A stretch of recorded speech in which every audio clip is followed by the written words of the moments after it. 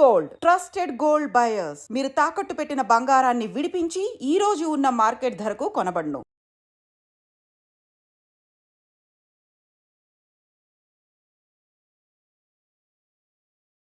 జమ్మూ కాశ్మీర్ పెహల్గామ్ లో జరిగినటువంటి ఉగ్ర దాడి 26 మంది చనిపోయినరు. అమాయకులైన పర్యాటకులు చనిపోయిన పరిస్థితి.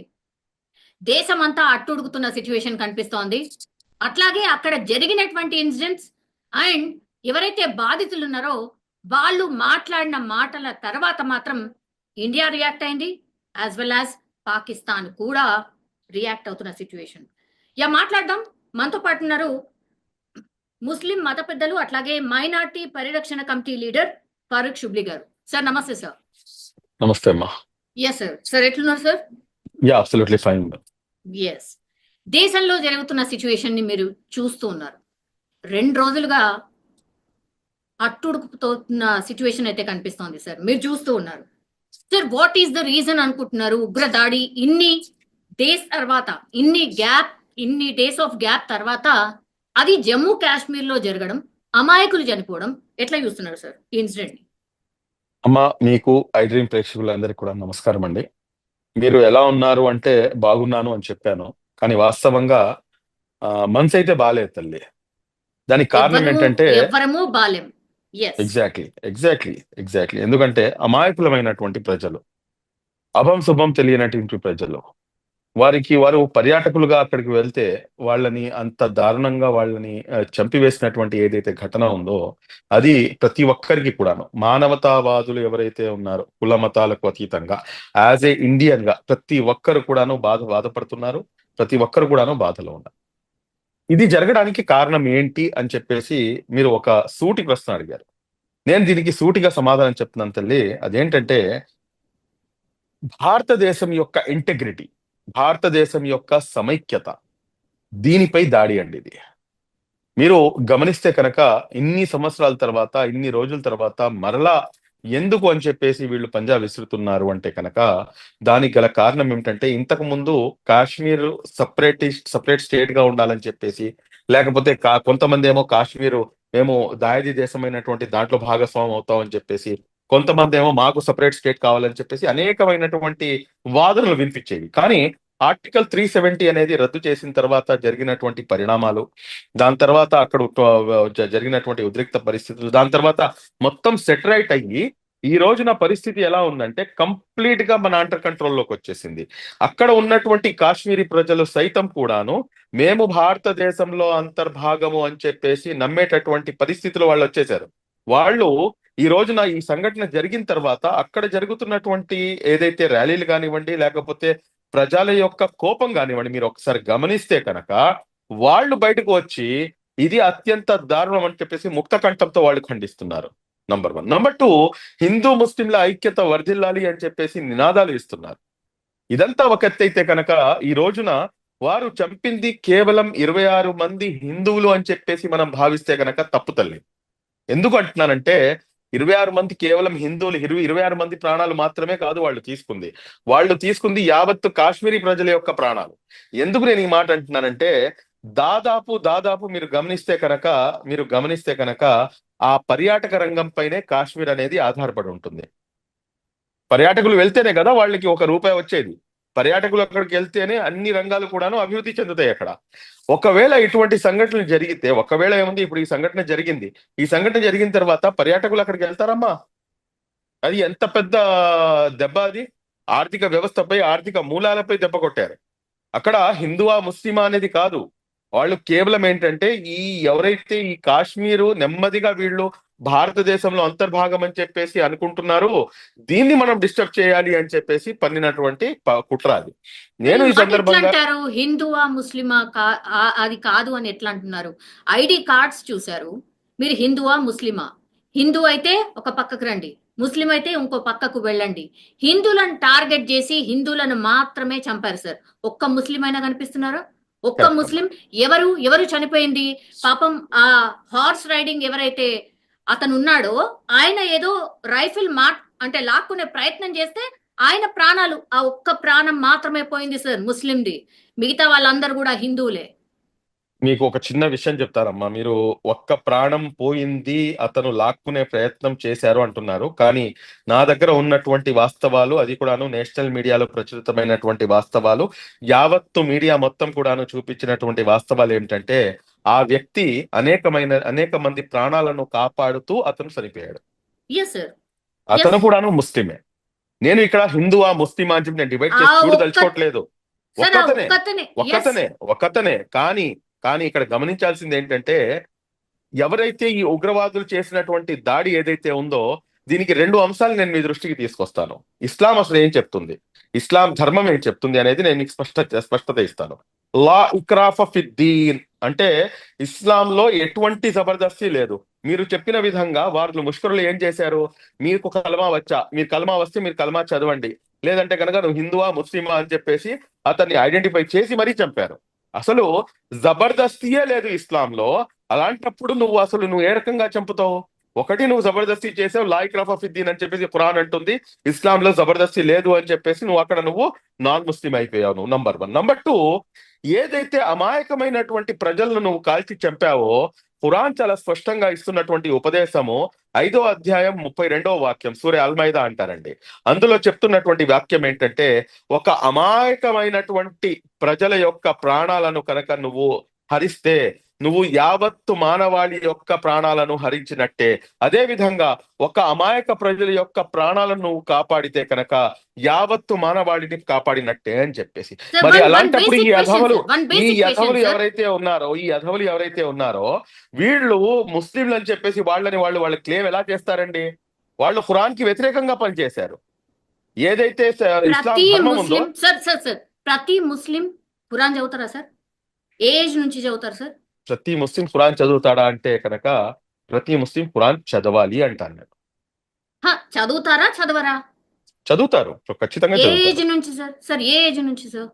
ఆ, మీకు ఇప్పుడు నా పిల్లలు ఉన్నారమ్మా. నా పిల్లలు అయితే నాకు 4th క్లాస్ నుంచి, అంటే వాళ్ళ అక్షరాభ్యాసమే ఖురాన్ తో మొదలు పెడతాము. అచ్చా, ఓకే. సో అక్షరాభ్యాసమే ఇప్పుడు ఖురాన్ తో దాడి చేస్తాం. చేసిన వాళ్ళు కూడా డెఫినెట్లీ ఖురాన్ చదివే ఉంటారుగా మీరు అన్నట్టుగా. అంటే అవునమ్మా. ఖురాన్ ఏం చెప్తోంది, దానికి అపోజిట్ గా ఎట్లా చేస్తారు మరి? ఎస్, అంతా ఖురానే కదా, ఎట్లా అవునమ్మా. చేసిండ్రు ఇప్పుడు మరి? ఒక సమాజంలో ఇప్పుడు దొంగలు కేవలం ముస్లింలలోనే ఉన్నారా, లేకపోతే ఒక మతంలోనే ఉన్నారా? రేపిస్టులు, మర్డరిస్టులు, మానభంగాలు చేసేవాళ్ళు, సార్ డకాయిట్లు గాళ్ళు కామనైజ్ చేయకండి సార్. కామనైజ్ సార్ కాదమ్మా. కామనైజ్ మీరు yes sir. ఇక్కడ గమనించాల్సింది ఏంటంటే, అన్ని సమాజాల్లో కూడాను దరిద్రులు ఉంటారు. వాళ్ళు చేసినంత మాత్రాన అది మొత్తం సమాజంపై ఆపాదించడం అనేది తప్పు అంటున్నాను. వాళ్ళు చేసింది 100% తప్పు, క్షమించరాని నేరము. వాళ్ళని ఊచకోత కోయాలి, వాళ్ళని నడి రోడ్డుపై నుంచోపెట్టి వాళ్ళని బుల్లెట్స్ తో కాల్చి చంపాలి, వాళ్ళని బహిరంగంగా ఉరి తీయాలి అని చెప్పేసి ముస్లిం సమాజం కోరుతుంది. మేము డిమాండ్ చేస్తున్నాము. అందులో ఎటువంటి అతిశయోక్తి లేదు. కానీ ఆ నింద మొత్తం యావత్తు సమాజంపై మీరు మోస్తారంటే కనుక అది సమంజసం కాదు కదా. చంపినవాడు ముస్లిము, కాపాడినవాడు ఒక ముస్లిం ఉన్నాడు అక్కడ. మరి అలాంటప్పుడు ఆ ముస్లిం ఎందుకు కాపాడాడు? వాడు నిజమైనటువంటి ఏదైతే ఆ మానవతావాది ఉందో వాళ్ళలోంచి అది బయటకు వచ్చాడు. వీళ్ళు ఎవరైతే ఉన్నారో, ఈ దరిద్రులు ఎవరైతే ఉన్నారో, 26 మెంబర్స్ వర్సెస్ 1 సార్. ఎగ్జాక్ట్లీ అమ్మా. నేను కాదనట్లేదు, దానికి వ్యతిరేకం కాదు, అది తప్పు అని చెప్పి నేను ఖండిస్తున్నాను. కానీ ఒక్క ప్రాణమైనా కానీ, 26 ప్రాణాలైనా కానీ, ఏదైనా కానీ ప్రాణం, ఒక అమాయకమైనటువంటి ప్రాణాన్ని హరించడం అనేది తప్పు. ఇందులో ఎటువంటి అతిశయోక్తి లేదు. అది కూడా ఇస్లాం ధర్మం పేరు చెప్పి మరి ఆ పని చేయడం అనేది తప్పు. ఏదైతే ఈ పాకిస్తానీ ఉగ్రవాదులు చేస్తున్నటువంటి ఈ దుశ్చర్యలు ఉన్నాయో, వారు ఎందుకు చేస్తున్నారు అనేది మనం గమనించాలి. ఈ సమయం మన దేశానికి కావాల్సింది హిందువా, ముస్లిమా, లేకపోతే కాంగ్రెసా, బీజేపీయా, నువ్వు ఆర్ఎస్ఎస్ లేకపోతే ఏ జమాత్ తో సంబంధం ఉంది, నువ్వు క్రైస్తవుడువా, నువ్వు సిక్కువా, నువ్వు హిందువా కాదు. మనం విఆర్ ఇండియన్స్ అన్న ఏకైక నినాదాన్ని తీసుకొని ముందుకు వెళ్లాల్సినటువంటి అవసరం ఉంది. ఈ రోజున పాకిస్తాన్ ఉగ్రవాదులు చేసినటువంటి చర్యను మనం దానికి ఇక్కడ ఉన్నటువంటి ముస్లింలపై మనం ఆపాదిస్తామంటే కనుక అది ఏమాత్రం కూడాను సహేతుకం కాదు అన్న సంగతి గమనించాలి అంటున్నాను నేను. సార్ ఎప్పుడైనా మీరు జమ్మూ కాశ్మీర్ వెళ్ళినరా? ఎస్పెషల్లీ ఈ ప్లేస్ కి వెళ్ళాను. వెళ్ళినరా? ఎట్లా వెళ్ళాను. ఎట్లా ఎంట్రీ ఇచ్చి ఉంటారు లోపలికి? How come? మీరు దట్టు చాలా వ్యాలిడ్ యూనిఫామ్ క్వశ్చన్ ఎట్లేసుకుంటారు? అడుగుతున్నారు. మీరు చాలా వ్యాలిడ్ క్వశ్చన్ అడుగుతున్నారు.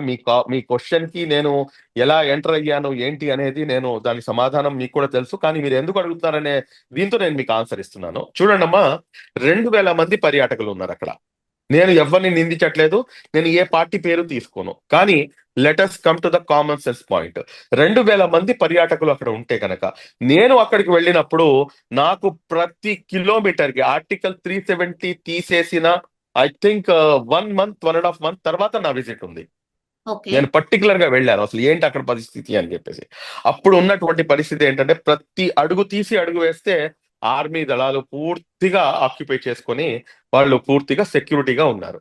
కానీ ఇది కంటిన్యూస్ ప్రాసెస్. కాశ్మీర్ అంటే కొంచెం ఈ విధంగా ఉంటుంది కాబట్టి, అది కాకుండా పర్యాటకులు వస్తారు కాబట్టి అక్కడ సెక్యూరిటీ అనేది చాలా ఎక్కువగా ఉంటుంది. మరి అలాంటప్పుడు ఏదైతే ఈ సంఘటన జరిగిందో ఆ సంఘటన జరిగిన ప్రాంతం నుంచి ఏదైతే మెయిన్ సిటీ ఉందో అది 250 కిలోమీటర్ల లోపలికి వెళ్ళాలి. అంత లోపలికి వెళ్ళడానికి అక్కడ 2000 మంది పర్యాటకులు ఉంటే అక్కడ ఉన్నటువంటి సెక్యూరిటీ ఏంటమ్మా?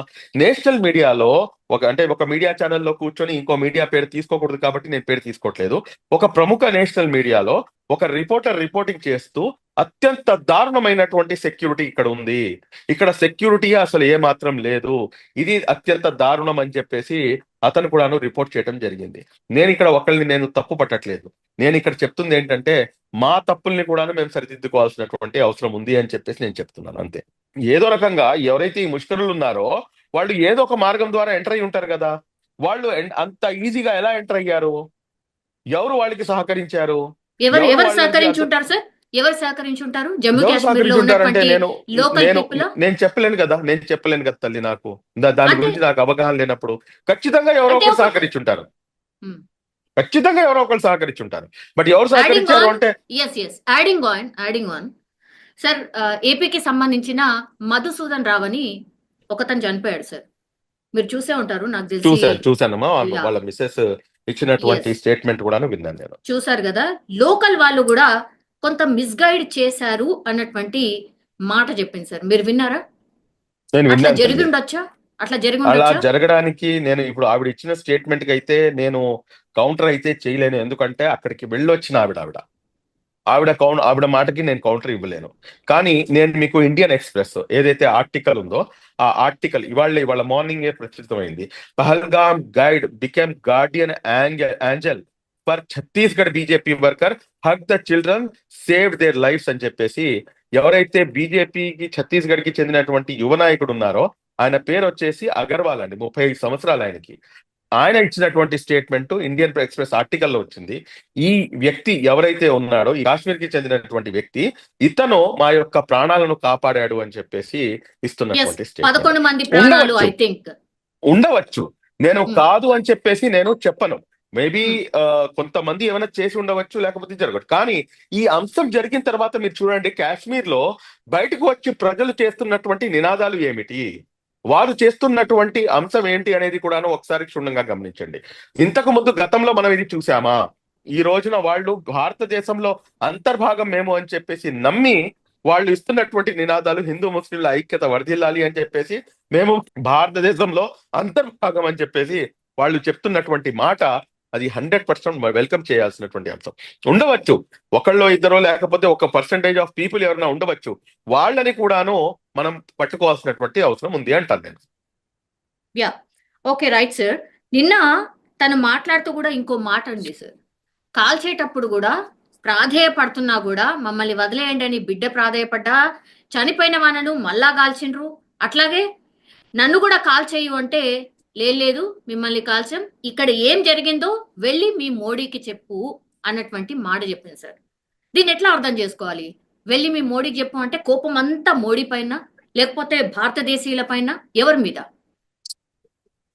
మోదీ గారు ఈ దేశానికి ప్రధానమంత్రి కాబట్టి వాడు ఆ రకంగా చెప్పి ఉండవచ్చు. మోదీ గారి మీద కోపం అంటే కనుక ఇప్పుడు ఉన్న పరిస్థితుల్లో నేను చెప్తున్నాను కదా తల్లి, at this point of time బీజేపీయా లేకపోతే కాంగ్రెసా లేకపోతే ఇంకో పార్టీయా, రాజకీయాలకు అతీతంగా, కుల మతాలకు అతీతంగా we should stand behind our honourable prime minister mister Modi.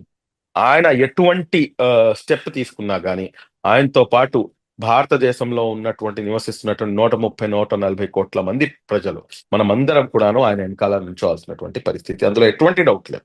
Yes, మాకు డిఫరెన్స్ ఆఫ్ ఒపీనియన్స్ ఉండవచ్చు.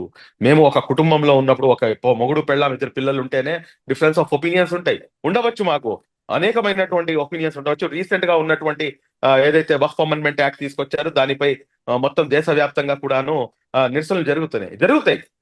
దానిపై మేము కూర్చొని మాట్లాడుకుంటాం. కానీ దేశ సమగ్రతపై, దేశంలో ఉన్నటువంటి అమాయకమైనటువంటి ప్రజలను హతమారుస్తున్నప్పుడు మేము ఇక్కడ కూర్చొని నువ్వు హిందూవి, నేను ముస్లింని, లేకపోతే నువ్వు ఆక పార్టీ, నువ్వు ఈ పార్టీ అని చెప్పేసి మాట్లాడుకునేటటువంటి పరిస్థితి ఏ మాత్రం కూడా ఉండకూడదు. ఆ పరిస్థితి నుంచి బయటకు వచ్చి we are Indians, there ends the matter. అదే ఫస్ట్, అదే లాస్ట్. పాకిస్తాన్ ఏదైతే ఉగ్రదేశం ఉందో దానికి మనం ఖచ్చితంగా మనం సమాధానం చెప్పి తీరాల్సినటువంటి అవసరం ఉంది. అందులో పాకిస్తాన్ ఉగ్రదేశమేనా? ఎనీ డౌట్ అమ్మా? ఎనీ డౌటా? ఎట్లాంటి చర్యలు తీసుకోవాలా? యుద్ధం చేయాలా? ఇటువంటి తప్పుడు పనులు చేస్తున్నటువంటి తప్పుడు నా కొడుకుల్ని వాళ్ళని ఏం చేసినా పాపం లేదు.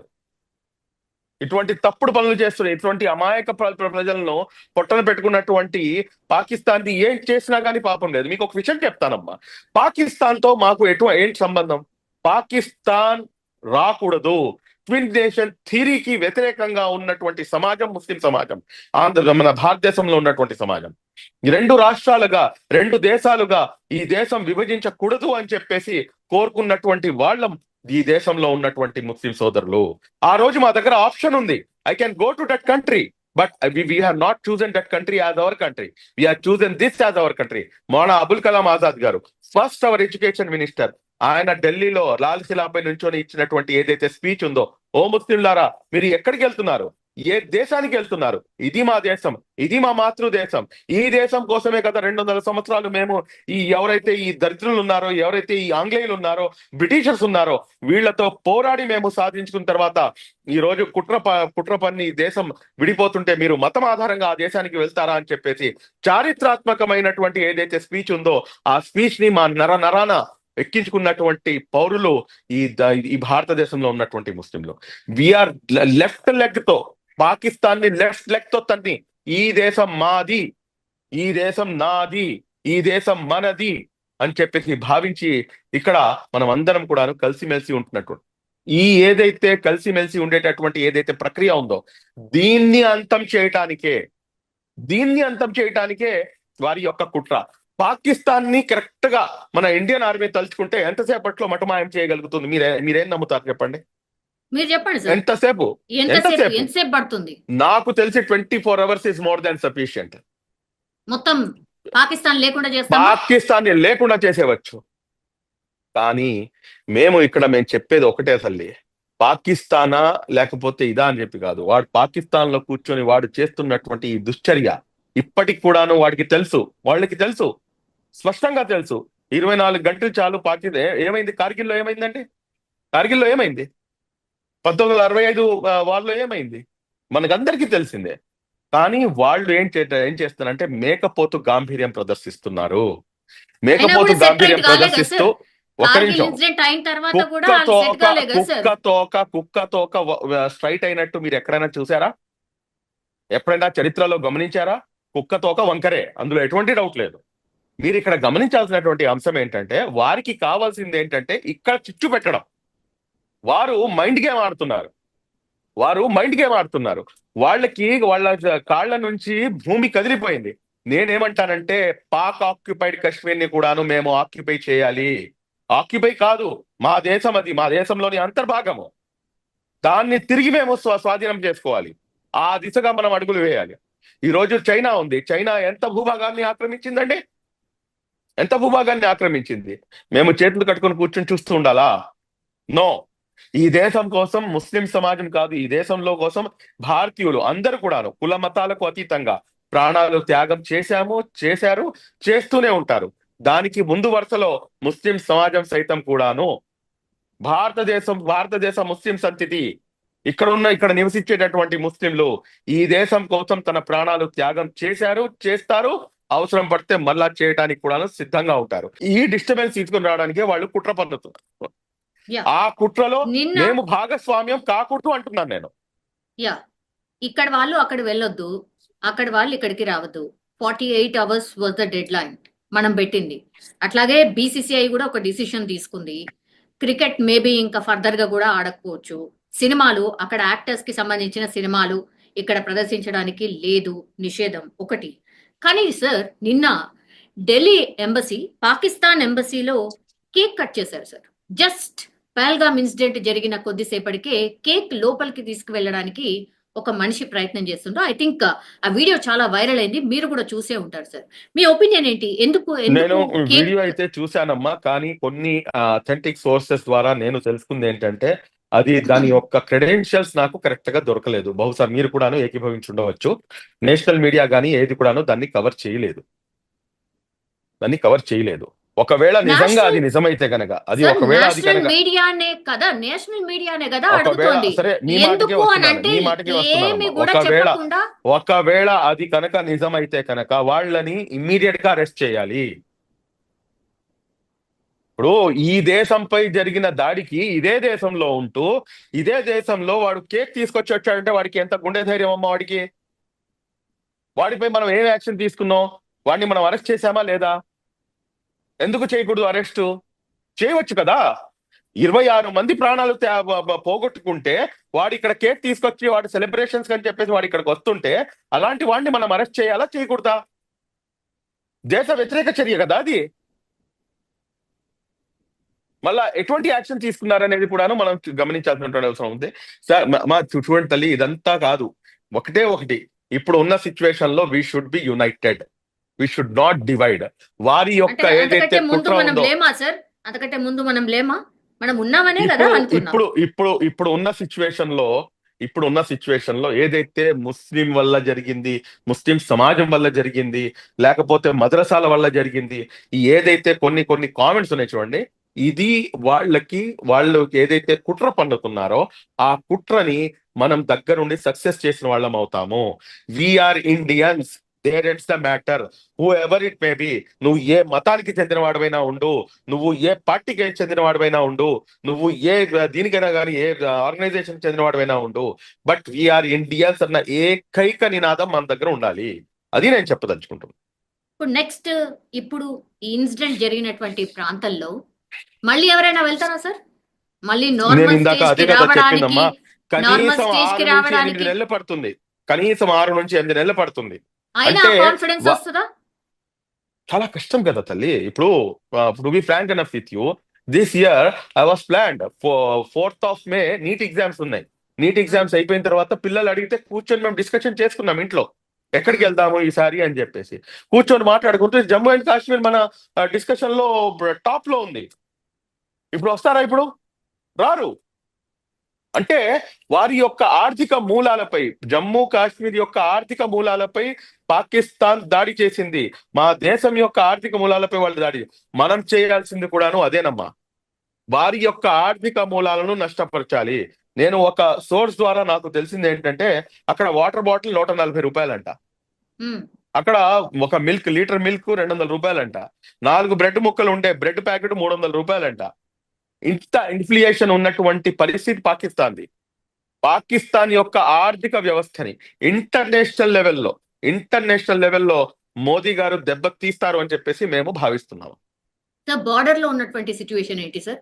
సర్ఫేస్ టు సర్ఫేస్ మిసైల్ ప్రయోగం చేయబోతున్నామని పాకిస్తాన్ అనౌన్స్ చేసింది. మనమేమో కొంత అడ్వాన్స్ గా ఐఎన్ఎస్ విక్రాంత్ ని మనం చూపించేసాం what it is going to do అనేది. నెక్స్ట్ ఏం జరగచ్చు సార్? ఏం చేయాలి సార్? నేనైతే మనస్ఫూర్తిగా కాంక్షించేది ఒకటే, ఈట్ కా జవాబ్ పత్తర్ సే దేనా అంటాను. సమస్య లేదు దాంట్లో, ఎక్కడ కూడాను తగ్గడానికి అవసరమే లేదు. దెబ్బకి దెబ్బ ప్రతీకారం ఉండాల్సిందే, అందులో అనుమానమే లేదు. ఇప్పుడు అక్కడ బార్డర్ లో పరిస్థితి ఏంటి అంటే కనుక, ఆ బార్డర్ లో పరిస్థితి, నేనైతే బార్డర్ దగ్గరికి వెళ్ళలేదు కాబట్టి అక్కడ పరిస్థితులు ఏంటని చెప్పలేను. కానీ one thing I can definitely share with you, ఈ ప్రెసెంట్ సిచ్యువేషన్ లో మన ఇండియన్ ఆర్మీ కానివ్వండి, లేకపోతే మా ప్రభుత్వం కానివ్వండి, తీసుకునేటటువంటి స్టెప్స్ ఏదైతే ఉంటాయో వాటిని మనం మాట్లాడకపోవటమే మంచిది.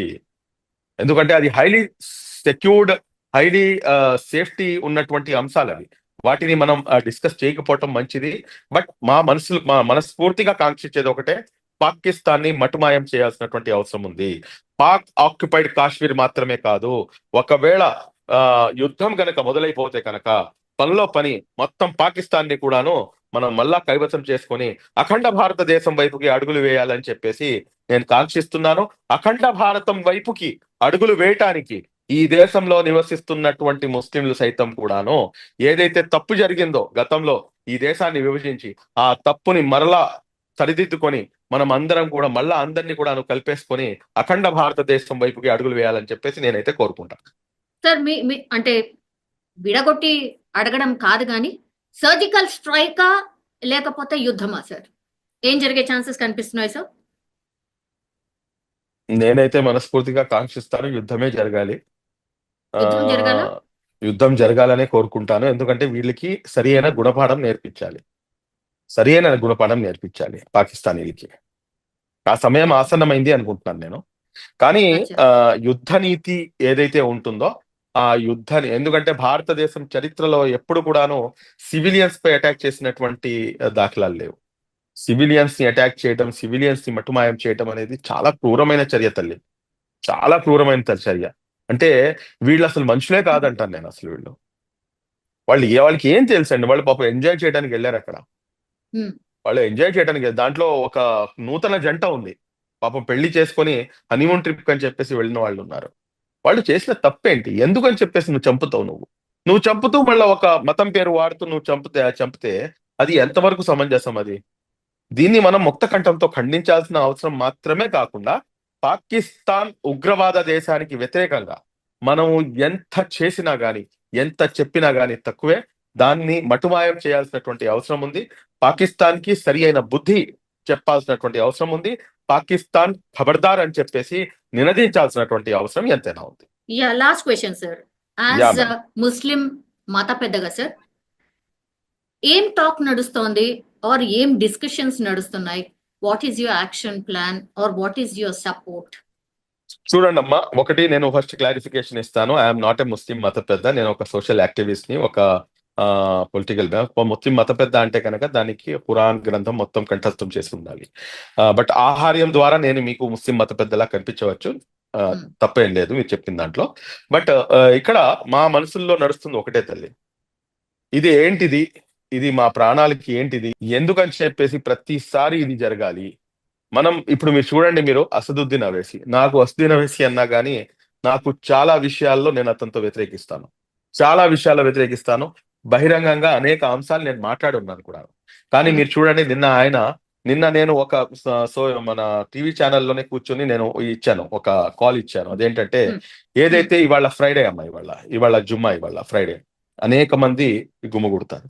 ఈ ఎంతమంది అయితే 26 మంది ఇన్నోసెంట్స్ ఉన్నారో, వీళ్ళ ప్రాణాలు పోగొట్టుకున్నారో, వారి కోసం ప్రత్యేక ప్రార్థనలు నిర్వహించండి అని చెప్పేసి అప్పీల్ చేయడం జరిగింది. అదే విధంగా అసదుద్దీన్ అవైసీ గారు ఈ రోజున బయటకు వచ్చి ఆయన నల్ల రిబ్బన్ ధరించి మీ యొక్క వ్యతిరేకతను మీరు స్పష్టంగా చూపిస్తూ మీరు ముందుకు అడుగు వేయండి అని చెప్పడం జరిగింది. కాబట్టి ముస్లిం సమాజం భారతదేశంలోని మమేకం, భారతదేశ ముస్లిం సమాజం భారతదేశం ఐక్యత కోసం, భారతదేశ సార్వభౌమాధికారం కోసం, భారతదేశం లౌకిక దేశంగా ఉండటం కోసం, భారతదేశం యొక్క ఏదైతే ఇంటిగ్రిటీ ఉందో దాన్ని కాపాడటానికి 24/7 365 days ఇక్కడ ఉన్నటువంటి ప్రతి ముస్లిం కూడాను అహర్నిశలు తప్పించాలి అని చెప్పేసి నేను భావిస్తాను. Yes sir, thank you sir, thank you so much మీ అభిప్రాయాన్ని తెలియజేసినందుకు. అట్లాగే ఫర్దర్ గా కూడా ఐ థింక్ ఇంకా మాట్లాడుకోవాల్సిన సిచ్యువేషన్ ఉందనుకుంటా సార్. తప్పకుండా. నమస్కారం.